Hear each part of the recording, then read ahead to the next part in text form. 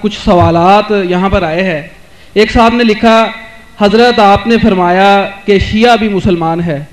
ہمارے استاد صاحب فرماتے ہیں کہ شیعوں کا کلمہ اور ہے، پھر وہ صحابہ کرام کو معیار حق بھی نہیں مانتے اور نماز بھی اور طرح پڑھتے ہیں. کچھ لوگ کہتے ہیں کہ شیعہ حضرات صرف 3 نمازیں پڑھتے ہیں، وضاحت کر دیں. یہ ایسی باتیں ہیں جو بہت وقت چاہتی ہیں. میں نے جو اصولی باتیں کہی تھی ان پر سارے دوستوں کو توجہ مرکوز کرنی، ذہن میں اس کو بٹھاتے کہ جب کوئی یہ بات مانتا نا کہ اب حضور کے بعد کوئی مرکز ہدایت نہیں آئے گا، 2 دین ہم لیں گے نہ حضور سے لیں گے، وہ مسلم ہے، اس کو کافر نہیں کہہ سکتے. اب رسول کریم علیہ السلام اس دنیا میں ہمارے سامنے نہیں ہے کہ ہم آپ سے مسئلہ طے کرا دیں. کتابیں جو ہم تک پہنچی ہیں اس میں لوگوں نے بہت مختلف قسم کی رپورٹیں لکھی ہیں. کتابیں سب گروہوں کے پاس ایسی ہیں، بڑی بڑی ہیں، عالموں نے لکھی ہیں، پرہیزگاروں نے لکھی ہیں. ایک طرف ایسی ہسٹری ہے جس میں لوگوں کے ظلم ہی لکھے ہیں جن کو ہم صحابہ کرام کہتے ہیں. میں اور آپ تو چونکہ سنیوں میں پیدا ہوئے، ہمارے دلوں میں تو ان کی حقیقت ہے، ہم سمجھتے ہیں کہ ان کو برا کیوں کہ، مگر آپ ذرا اگر صبر کر کے حوصلہ سے کام لے کر کتابیں دیکھیں ان کی بھی، اور اپنی کتابوں میں جو نشاندہی کرتے ہیں ان کو ذرا دیکھیں اور تھوڑا سا یہ سوچیں کہ بھئی ان کی بات بھی تو کوئی سوچنی چاہیے. پھر میں اس وقت بیان نہیں کروں گا کیونکہ پھر بات پھیل جائے گی، کوئی بدمزگی ہو جائے گی. آپ خود کہیں گے کہ یار وہ بھی معذور ہے، اگر ایسے سلوک انہوں نے کیے حضور کی اولاد سے تو کیوں ان کو پھر نیک کہا جائے. اب وہ بیان کرنے کی باتیں نہیں کہ ان کو کھولا جائے پھر تو شیعہ سنی بحث چھڑ جائے گی. صرف بات یہ ہے کہ جو کسی غریب کو پہنچا نا، وہ نہیں کہتا کہ میں حضور کو نہیں مانتے گا، حضور سے پہنچا یہ لگے. ہمیں یہ پہنچا حضور یہاں ہاتھ باندھتے تھے، ہم اہل حدیث یہ باندھنے لگے. حنفی حضرات کو پہنچا کہ ناف کے نیچے بات، کتابوں میں سب باتیں ہیں، کوئی نہیں کہہ سکتا کہ یہ ناف تلے نہیں لکھا یا سینے پر ہی لکھا. اب جس کو جس پر تسلی ہو جاتی ہے کہ میرے خیال میں یہ بات زیادہ درست ہے اس پر عمل کرتا وہ یہی سمجھ کر ہے کہ ہدایت حضور سے لے لی. اب شیعہ حضرات نے دیکھا، ان کی بات چھوڑیں، نماز کی بات. اب میں اپنی کتابوں کی بات کرتا ہوں. اگر کسی نے پڑھا ہے تو مصنف ابن ابی شیبہ دیکھے، یہ سب لوگ امام بخاری اور مسلم کے استاد تھے، ان سے پہلے انہوں نے کتابیں لکھی. اس میں الگ باب ہے کہ ان لوگوں کا بیان جو نماز ہاتھ چھوڑ کر پڑھتے. اب اس میں کون آدمی آتا؟ یہ ہم صحابہ کے عاشق کدھر جائیں گے پھر کہ عبداللہ ابن زبیر رسول اللہ کی پھوپھی کے بیٹے ہیں، یہ عبداللہ ان کا بیٹا ہے اور حضرت ابوبکر صدیق کا نواسا، ہاتھ چھوڑ کر نماز پڑھتا تھا، اتنا بڑا صحابی رسول. اور مدینہ منورہ میں، کوفہ میں، بصرہ میں یہ جتنے ہمارے امام ہیں ان کے جو استاد تھے صحابہ کے بعد ان کو تابعین، مدینہ میں جائیں امام سعید ابن مسیب جن کو سید التابعین کا، صحابہ کے بعد سب سے ہاتھ چھوڑ کر نماز پڑھتے. ہماری سنیوں کی کتابوں میں ہم بصرہ میں جاتے ہیں، حسن بصری اور محمد ابن سیرین یہ ہاتھ چھوڑ کر پڑھتے. مکہ میں یا کوفہ میں آتے ابو حنیفہ رحمۃ اللہ علیہ کے استاد دادا ابراہیم نخعی، یہ ہماری کتاب میں. اب کون سی نماز شیعوں کی الگ ہاتھ چھوڑ کر پڑھتے اور کیا ظلم کرتے؟ کوئی بات نہیں، ہماری کتاب میں گواہی دیتی یہ نماز پڑھنے والے بھی صحابی تھے، بڑے بڑے تابعین. اور کوئی بات بتائیں؟ یہ کلمے کی کیا بات ہے؟ کلمے کی کوئی بات نہیں، یہ بھی انہوں پڑھ مولویوں نے بات بنا رکھی ہے. جو کلمہ ہم پڑھتے ہیں ناراض نہ ہونا، آپ بات چل پڑیے. یہ کہاں قرآن میں لا الہ الا اللہ محمد رسول اللہ کو دکھایا مجھے قرآن میں، حدیث رسول میں دکھائے کہیں یہ کلمہ طیبہ نہیں. یہ 2 الگ الگ کلمے ہیں، بالکل ٹھیک ہے. لا الہ کہیں لکھا ہے، محمد ہم نے جوڑ لیے. حضور نے تو جو کلمہ بنایا وہ شیعوں اور سنیوں کا ایک ہے، کلمہ شہادت. حضور وہ پڑھاتے تھے، اشہد ان لا الہ الا اللہ وحدہ لا شریک لہ واشہد ان محمد عبدہ ورسولہ، وہ ہے کلمہ. یہ ہمیں 2 جمع کیے، انہوں نے ایک تیسرا بھی اکٹھا کر لیا. اگر کوئی چوتھا بھی کر لے کہ ساتھ ہی کہ ابوبکر صدیق عمر فاروق، کچھ بھی نہیں بگڑتا. نیک باتیں اکٹھی کرتے ہیں. یہ کوئی اسلام کے کلمے نہیں، نہ کوئی دین اس سے بگڑتا ہے. اچھی باتیں جو اکٹھی کرتے ہیں آپ، عثمان ذوالنورین کر لیں آپ بھی کلمہ، یہ کریں. کلمہ کوئی نہیں ہے، یہ کلمہ طیبہ. آپ بھی حیران ہوں گے کسی آیت میں نہیں اس طرح بنا بنایا آیا، کسی حدیث میں نہیں. 2 الگ الگ چیزوں کو لے کر ہم نے اکٹھا کر دیا. انہوں نے بھی اگر کہہ دیا علی ولی اللہ تو ہم بھی مانتے ہیں کہ علی جو تھے اللہ کے ولی تھے، کوئی شک والی بات. اس طرح کی باتوں سے دین نہیں کوئی بگڑتا. یہ آپ کہہ لیں کہ پیار سے انہوں نے کر لیا. ہمارے ہاں یہ بریلوی دوست جو ہیں یہ اذان سے پہلے یہ صلات کہتے ہیں، بعد میں کہتے ہیں. ہم کہتے ہیں حضور نے نہیں کہی، یہ صحابہ نے اس لیے نہیں کہنی چاہیے. مگر یار اس میں کوئی کون سی کفر کی بات تو کوئی نہیں نا. درود شریف انہوں نے پڑھ دیا، کوئی اسلام سے نکل گیا. عقل سے کام لیا کریں. جتنی بات غلط نظر آتی ہے کہ یہ حضور کا طریقہ کہنے، مگر کافر نہیں، کوئی غلط بات نہیں. درود شریف ہر وقت پڑھا جاتا ہے. کوئی صبر سے بھی کام لینا، کچھ نہیں بات. اور کون سی بات شیعوں نے کہہ دی؟ ہاں 3 نمازیں کوئی نہیں پڑھتا. کوئی مسلمان نہیں کہتا کہ 3 نمازیں، سب جانتے ہیں کہ 5 نمازیں، ان کے 5 کے نام ہیں، 5 کی رکھتے ہیں سارے مسلمانوں کی ایک ہیں کہ 2 فجر کی ہیں، 4 ظہر کی ہیں، 4 عصر کی ہیں، 3 مغرب کی ہیں، 4 عشاء کی، شیعہ کی بھی اتنی ہیں، سنیوں کی بھی اتنی ہیں۔ اب مسئلہ کیا ہے؟ جمع بین الصلاتین، کہ 2 نمازیں اکٹھی پڑھی جا سکتی ہیں کہ نہیں۔ یہ جب ہم پرانی حدیثوں کو دیکھتے ہیں، ٹھیک ہے جب زد آ جاتی لوگ زد میں دور تھے، شیعوں کی کتابیں میں نے پڑھی، ان کے علماء بھی میں جانتا ہوں، وہ سارے مانتے ہیں مگر روک نہیں سکتے، جانتے وہ بھی ہیں کہ الگ الگ 5 وقتوں میں پڑھنا، ہماری طرح وقت لکھے ہوئے ہیں کہ زور یہاں تک ہے، اثر بالکل ہمارے والے طریقے ہیں۔ صرف فرق یہ ہے کہ حضور نبی کریم صلی اللہ علیہ وسلم نے یہ اب ہماری زد ہے کہ ہم نے اکٹھی کرنی چھوڑ دی۔ رسول کریم علیہ السلام سے صحیح حدیث ہے، چاہے امام ترمذی کہتے ہیں اس پر کسی نے عمل نہیں کیا، یہ تو آپ کی اپنی مرضی، حدیث میں کوئی خرابی ہے کہ آپ نے مدینے میں ہوتے ہوئے نہ سفر تھا، نہ بارش تھی، نہ خطرہ تھا، نہ بیمار تھے، ظہر اور عصر کی 2 نمازیں اکٹھی پڑھائیں، 4 فرض اس کے 4 اس کے 8 مغرب اور عشاء کی، بالکل صحیح حدیث، کوئی شک نہیں۔ اب بلا وجہ اکٹھی کی۔ ابن عباس سے لوگوں نے پوچھا، ابو ہریرہ سے پوچھا کہ حضور نے ایسا کیوں کیا؟ جب کوئی مجبوری نہیں فرمایا، اسی لیے کہ امت سے تنگی دور ہو جائے، امت کو پتہ چل جائے کہ اکٹھی کی پڑھ لیں کوئی بات نہیں۔ تو سنت ہے یہ شیعہ جو کرتے ہیں، مگر ان کی زیادتی کہ انہوں نے عادت بنا لی۔ یہاں سے خود یہ شیعہ مسلک کے بھی خلاف ہیں، ان کی کتابیں بھی یہ نہیں کہتی کہ روز اس طرح پڑھو، 5 اذانیں ہونی چاہیے، 5 وقت ہے، مگر صرف اکٹھی کی جا سکتی ہیں۔ مسئلہ اتنا تھا کہ جائز ہے اگر کوئی کر لے، ہم نے ضد کر لی کہ کرنی نہیں اکٹھی کی تو کافر ہو جائیں گے، ہم بھی جھوٹے ہیں۔ جب جی چاہے اکٹھی 2 نمازیں پڑھ سکتا، ظہر عصر مغرب عشاء، جائز۔ ان کی وہ ضد غلط ہے کہ روزانہ پڑھنا، یہ ان کے مسلک میں نہیں، ان کی بھی شرارت ہے۔ کتابیں ان کی نکال کر دکھاؤں گا، ان کے علماء کے فتوے دکھاؤں گا، ہماری طرح 5 اذانیں دیں، 5 وقتوں، اصل یہی ہے۔ مگر کبھی اگر اکٹھی کو کر لے تو بیٹا اتنی بات تھی کہ وہ جائز تھی، ہم نے ضد کر لی کہ نہیں پڑھنی، انہوں نے کر لی کہ ہم نے جان بوجھ کر اسی طرح پڑھنا ہے، یہ چیڑ بن گئی۔ مسئلہ اتنا ہی ہے کہ بلا وجہ بھی ظہر عصر کو مغرب عشاء کو اکٹھی کیا جا سکتا ہے، اس میں نہیں وہ کوئی بری بات کہتے، جو عادت انہوں نے بنا لی یہ غلط ہے۔ پڑھتے 5 ہی مگر 2 کر کے اکٹھی پڑھ لیتے ہیں۔ ہاں اور کیا بات؟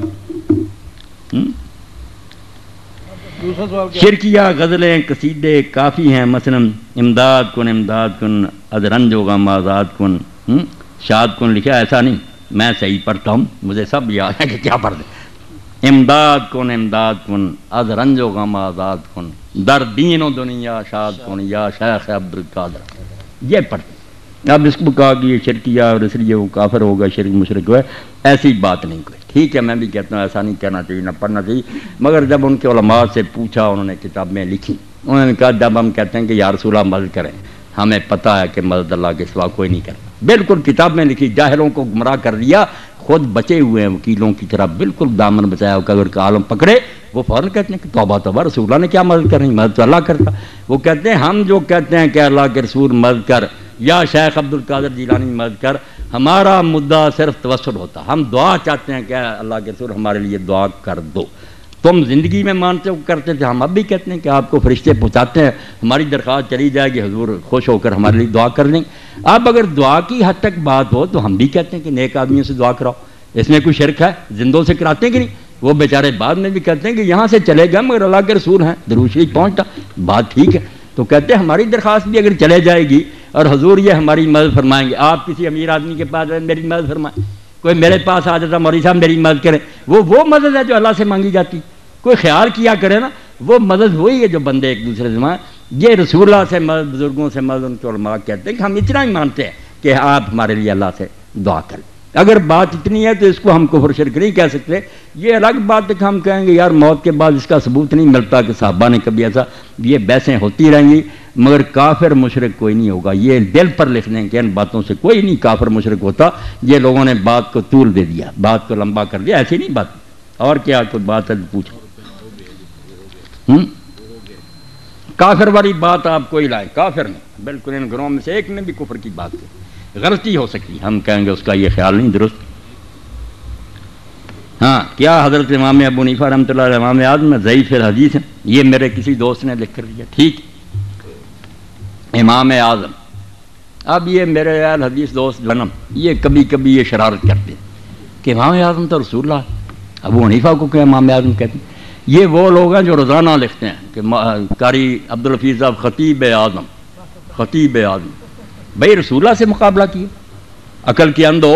اب جب آپ نے اس کو کہا خطیب اعظم تو یہی ہے کہ یہ شہر کے بڑے خطیب ہیں یا اس وقت دنیا کے بڑے خطیب۔ رسول اللہ کا ذکر کہاں درمیان میں آ گیا؟ رسول اللہ کو تو مانتی ہے کہ ان کو تو زیر بحث ہی نہیں لانا چاہیے، وہ تو امام اعظم ہیں ہی، نبیوں کے بھی امام۔ یہ بات تو عالموں کی ہو رہی ہے کہ جو امام ابو حنیفہ کے زمانے میں امام تھے، مالک، شافعی، احمد اور ابو حنیفہ، ان میں سے ان لوگوں نے سمجھا کہ ہمارے علم میں یہ ان میں سے امام اعظم ہے، بڑے امام۔ یہ خیال آپ بھی کہتے ہیں یہ قائد اعظم ہے، قائد اعظم رسول اللہ نہیں، حقیقت تو دیکھو سب سے بڑے رہنما تو وہ ہیں، مگر پاکستان میں بھئی ہمارے جو تھے سیاسی لیڈر وہ قائد اعظم محمد علی جناح حضور کو خام خواہ درمیان میں کسی لاتے ہیں شرارت کے طور پر۔ کوئی حنفی غریب نہیں کہتا کہ ابو حنیفہ حضور سے بڑے امام ہیں، توبہ توبہ کہہ سکتے، حضور کے تو ادنا امتی ہیں، رسول اللہ کا نہیں مقابلہ، امت کے عالموں کا مقابلہ۔ تو اگر کوئی کہتا شافعی کہ ہمارے خیال میں امام شافعی امام اعظم کہتا رہے، اس کا حسنہ دان، ہم اس کو کوئی دان تو نہیں لگا۔ کوئی حنفی کہتا ابو حنیفہ امام، اور یہ ضعیف الحدیث کی بات بھی ہے کہ حدیث میں ضعیف امام صاحب کے علم اور زہد اور تقوی پر کسی نے اعتراض نہیں کیا، بڑے بڑے ان کے دشمنوں نے مانا کہ یہ تو بات سچ ہے، پرہیزگار تھے، نیک تھے، عالم تھے بہت، صرف یہ بعض لوگوں نے کہا کہ حدیث کے یاد رکھنے میں ان کے حافظ میں کمزوری تھی، کئی مرتبہ ایک حدیث شروع کرتے تھے دوسری حدیث گڑبڑ ہو جاتی تھی، ضعف جو ہے نا حفظ کے میں تھا حدیث کے بارے میں۔ یہ بھی کچھ لوگوں کا خیال، کچھ لوگ زیادہ نہیں، ہم نے تو حدیث میں بھی انہیں سکھا پایا۔ باقی جو ہے نا دیکھنے کی بات، جیسے ایک زمانے میں کسی نے مودودی صاحب سے کہا کہ آپ نے کہاں سے پڑھا؟ مودودی صاحب رحمۃ اللہ علیہ نے کہا میرا کام چھپا ہوا نہیں ہے، چھپا ہوا، اس لیے میری سند کیا پوچھے، چھپا ہوا جو میرے نا دفتر ان سے پڑھ کر اندازہ کرو کہ مجھے کچھ آتا ہی نہیں۔ ابو حنیفہ کی فقہ کوئی آدمی پڑھے پتہ چل جاتا ہے کہ اس بیچارے کو کچھ آتا ہے، میں بیچارہ کہتا ہوں ورنہ میرا یقین ہے کہ اس پائے کا کوئی فقہ پیدا نہیں ہے۔ ناراض نہ ہونا، بے شک کہہ رہے حدیثوں میں سے مجھے گن نہیں، میں نے ان کی فقہ پڑھی، ان کے مسائل دیکھے، یہ جیسے کہہ دیتے ہیں حقیقت الفقہ لکھ دی، اب میں نے اس پر جو تبصرہ کیا، یہ تازہ چھپائی سرور اعظم صاحب نے، پرانی تھی شرارت کے طور پر چھاپ دی کہ 500 مسئلہ فقہ کا غلط ہے، اور اس نے تازہ کتابیں منگوا کر نمبر بھی دیا کہ میں نے چیک کر لیا۔ اب میں نے ایک پورا خطبہ دیا اور وہ کتاب واپس اس کو بھیجی نشان لگا کر۔ اب میں نے پوچھا عمران لڑکے سے دی تھی، اس نے کہا شرم سے چپ ہو گیا۔ میں نے کہا جن کتابوں کے حوالے دیے وہاں لکھا کہ یہ نکاح جائز ہے، تم نے بنا دیا کہ فقہ کی کتاب میں لکھا ناجائز ہے، جائز کو ناجائز، نکالو کتاب۔ اتنے جھوٹے، ہاں۔ اس لیے اللہ کے بندو میں ان بحثوں میں نہیں الجھا کہ حنفی ہے یا شافعی ہے یا اہل حدیث ہے، یہ بیچارے ملاؤں کی باتیں ہیں۔ میری بات آپ نے سن لی، میری سطح بہت بلند ہے، میں نے ان لوگوں کو پڑھا ہے، ایمانداری سے پڑھا، اور ان کے اصل دفتر میں نے کنگالے کہ شیعہ کہاں سے چلے اور ان کے علم کیا۔ میں اللہ کو گواہ کر کے کہتا ہوں کہ ان میں بڑے بڑے فاضل پیدا ہوں، ان کے پائے کا ایک بھی نہیں آپ دکھا سکتے۔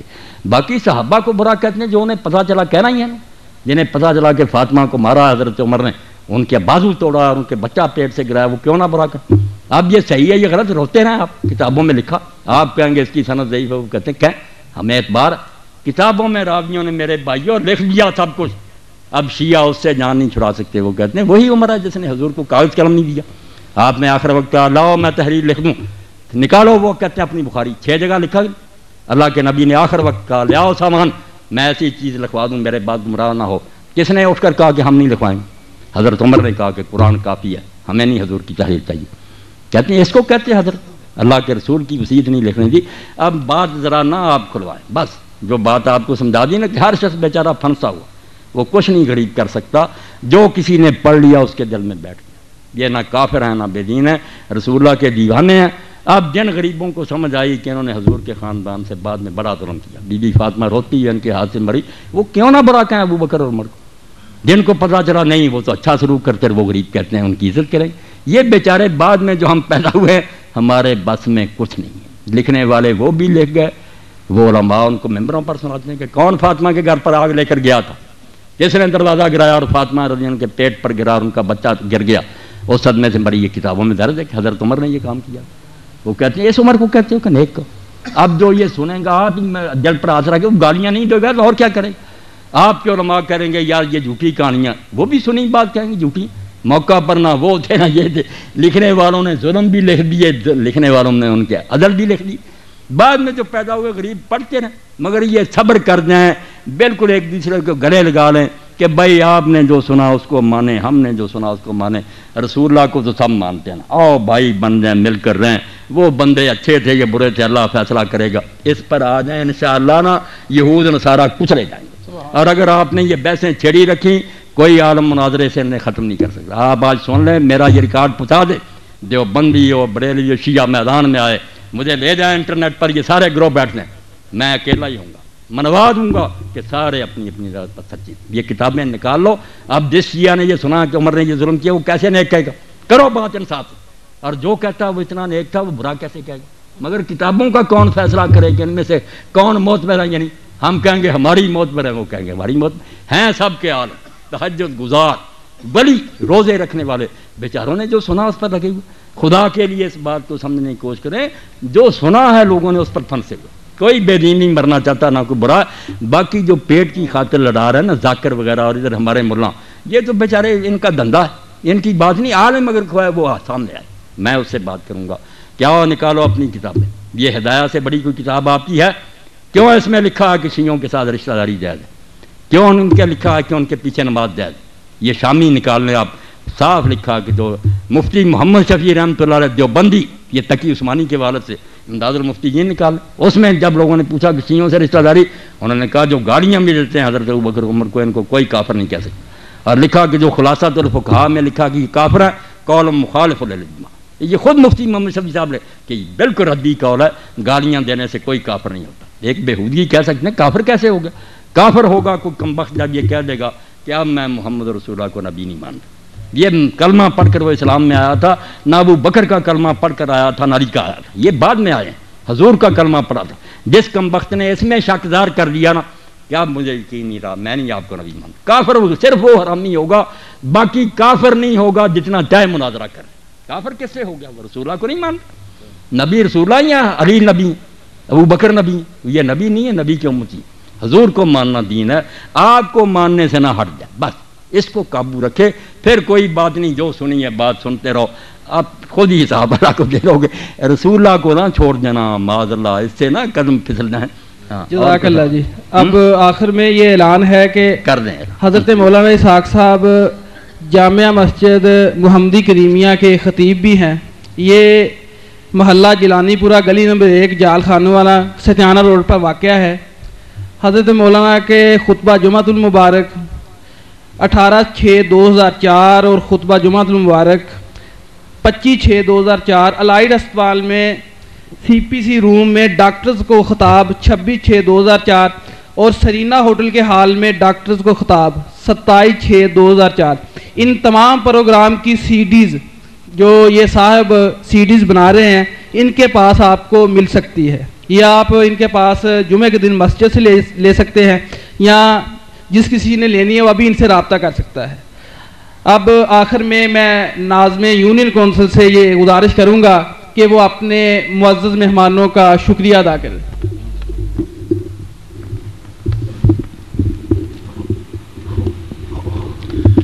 نحمدہ ونصلی علی رسولہ الکریم. فاعوذ باللہ من الشیطان الرجیم. بسم اللہ الرحمن الرحیم. سب سے پہلے میں جناب مولانا محمد اسحاق صاحب کا شکریہ ادا کرتا ہوں کہ انہوں نے ہمارے محلہ کو یہ سعادت بخشی اور اتحاد بین المسلمین کا ایک ایسا درس دیا جو واقعی اسلام کی صحیح ترجمانی کرتا ہے. مجھے یہاں کہنا پڑے گا کہ علامہ اقبال حکیم الامت نے بھی اسی چیز کی ترجمانی کی ہے. وہ فرماتے ہیں مٹا دی ہم نے جو اسلاف سے میراث پائی تھی، سریا سے زمین پر ہم کو آسمان دے مارا، بنائے تجھے اس قوم نے پالا ہے آگوش محبت میں، کچل ڈالا ہے جس نے پاؤں میں تاجے سرے دارا، بنائی ہیں کتابیں جو کہ تیرے آبا نے، جو دیکھوں ان کو یورپ میں تو دل ہوتا ہے سی پارا، اگر چاہوں تو نقشہ کھینچ کر الفاظ میں رکھ دوں، مگر تیرے تخیل سے فزوں تر ہے یہ نظارہ۔ میرے عزیز دوستو، اعلیٰ حضرت نے ہمیں جو درس دیا ہے، ہم سب کا یہ فرض بنتا ہے کہ ہم اس پر عمل کریں، اور صرف زبان سے ہی نہیں، عمل سے ثابت کریں۔ اب آخری نبی سرکار دو عالم صلی اللہ علیہ وآلہ وسلم بقید حیات نہیں ہے، اب ہم وارث نبوت ہیں۔ ہمارا یہ فرض بنتا ہے کہ ہم دین کو جگہ جگہ، گلی گلی، کوچے کوچے تک پہنچا دیں۔ ماں باپ سے پوچھا جائے گا کہ انہوں نے اپنی اولاد کو صحیح دین کیوں نہیں بتایا، علماء سے پوچھا جائے گا انہوں نے عوام کو صحیح دین کیوں نہیں بچایا، حتیٰ کہ ہر اس شخص سے پوچھا جائے گا جس کو دین کی ایک بات بھی آتی ہے، اس نے دوسرے کو کیوں نہیں بتائی۔ آخر میں ابو الاسر جناب حفیظ صاحب کا ایک شعر پڑھنا چاہوں گا۔ وہ کہتے ہیں، میرا مقصد تو اتنا ہے کہ ہم سب نیک ہو جائیں، خدا کو ایک مانے اور خود بھی ایک ہو جائیں۔ میں آپ سب کا شکریہ ادا کرتا ہوں۔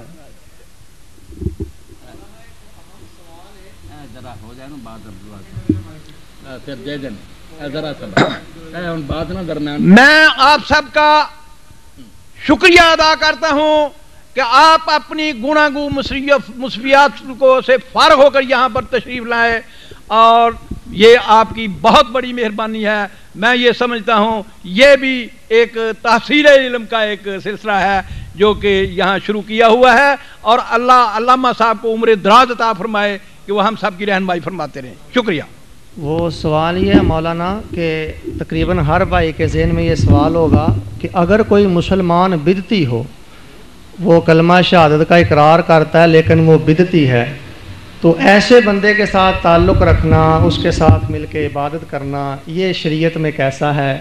بدعتی کا انجام بہت برا ہے، اور ملک میں ایسے فرق بھی موجود ہیں کہ جن میں بدعتیں موجود ہیں۔ ایسی صورتحال میں بحیثیت مسلم ہمیں کیا کرنا چاہیے؟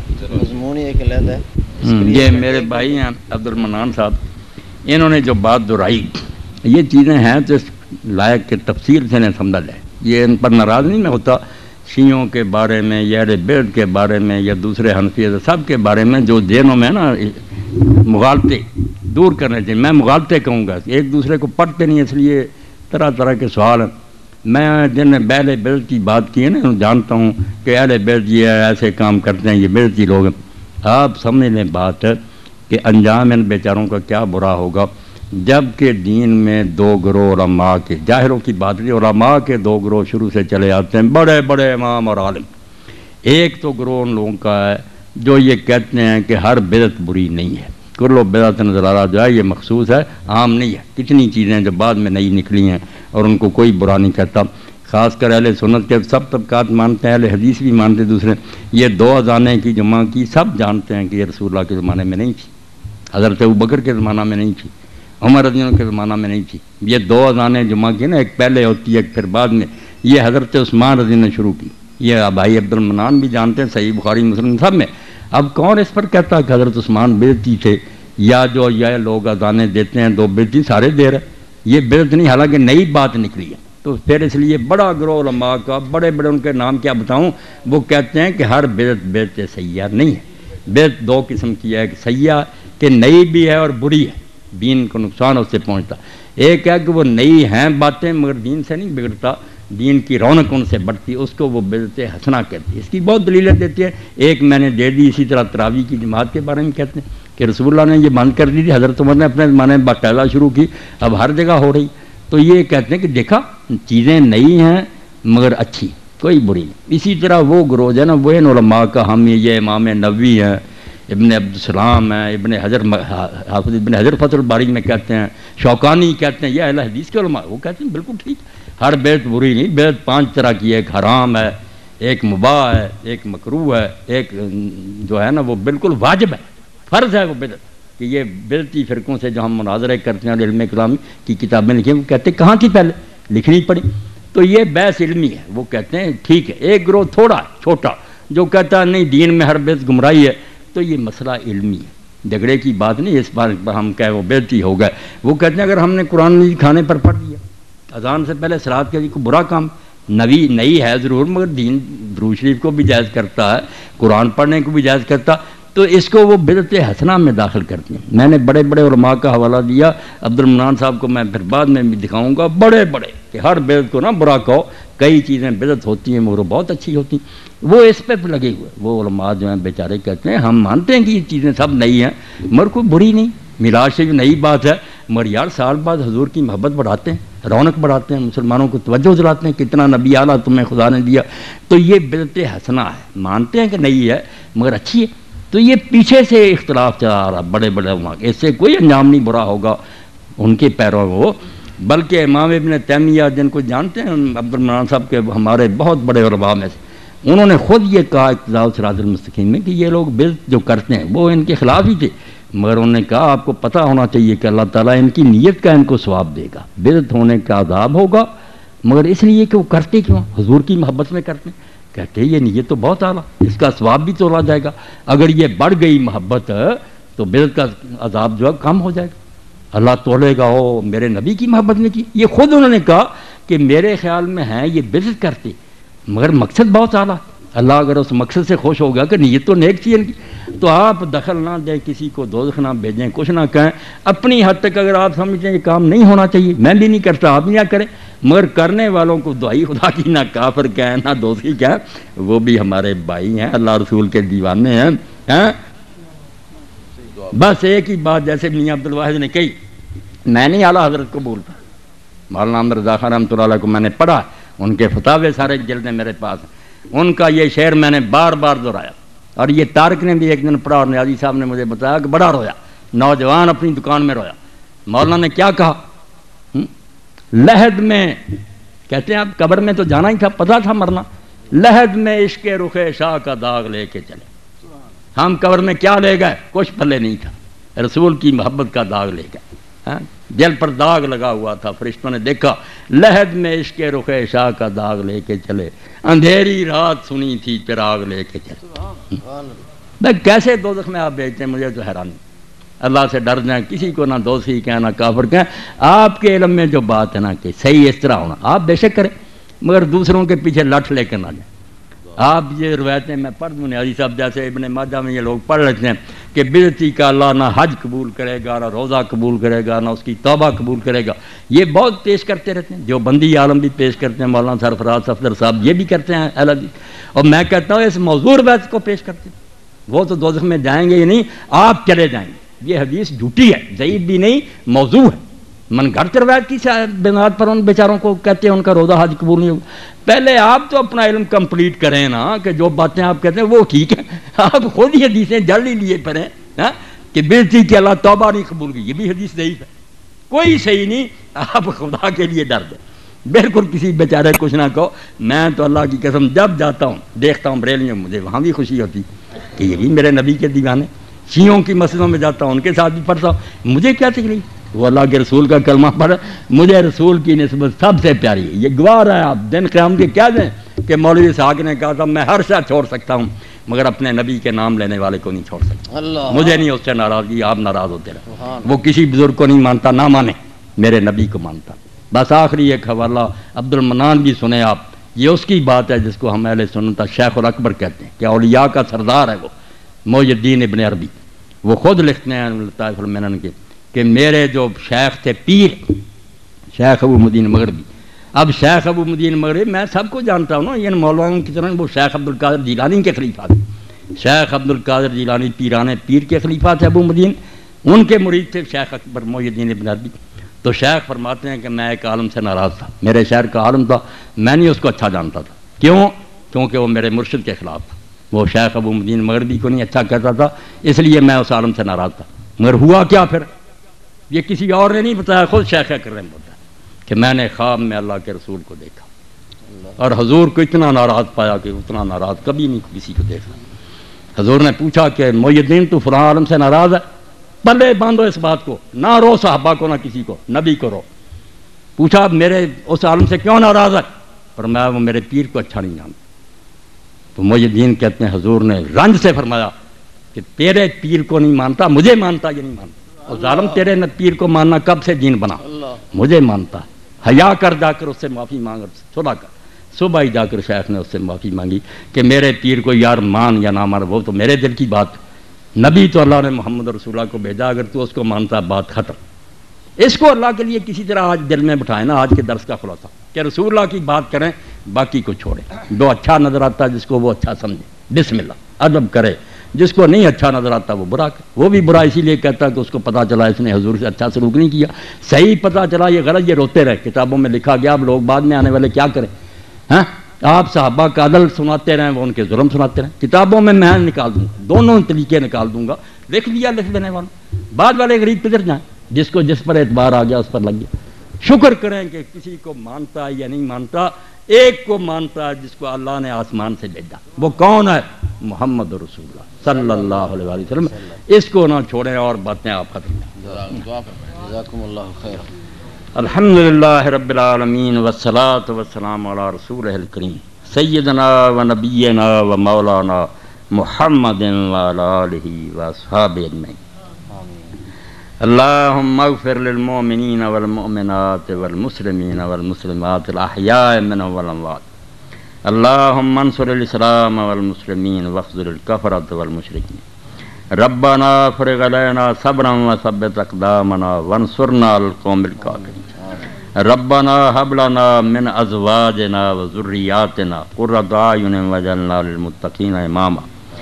ربنا اغفر لی ولوالدی وللمؤمنین یوم یقوم الحساب۔ ربنا اغفر لنا ولاخواننا الذین سبقونا بالایمان ولا تجعل فی قلوبنا غلا للذین آمنوا ربنا انک رؤوف رحیم۔